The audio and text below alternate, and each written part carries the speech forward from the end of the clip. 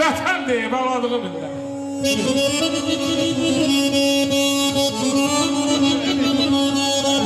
Gəlin dəyərli şərəkələr, Allah xalqın səsini işləyir, zəhmət olmasın.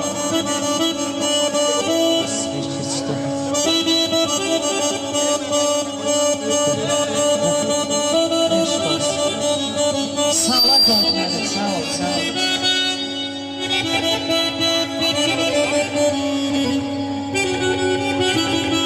Sevgi Studyası təqdim. Eşq olsun. Əgər təbiətin seyrinə çıxsam,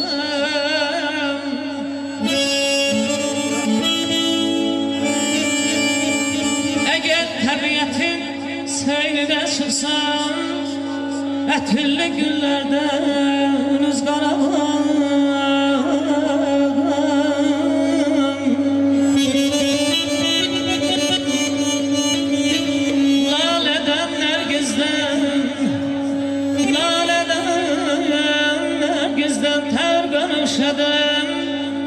Yarın sinesine düz Qarabağda vay vay vay vay vay ölürəm ayda deymanı.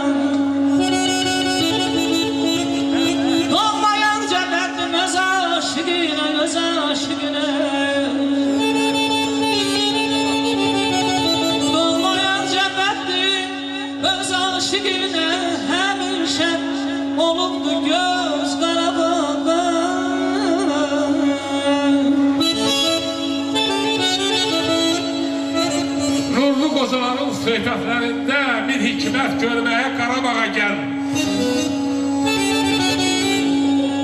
Nurlu qozaların söhbətlərində bir hikmət görməyə Qarabağa gəl. Dodağı donduran, dili göynədən qulağa, çeşməyə Qarabağa gəl. Çıxsan göy səmərə, gəzsən düzdəsən, elə bilərsən ki, xalq üzdəsən. Subayıq daşını atmaq istəsən, gözəllər seçməyə Qarabağa gəl.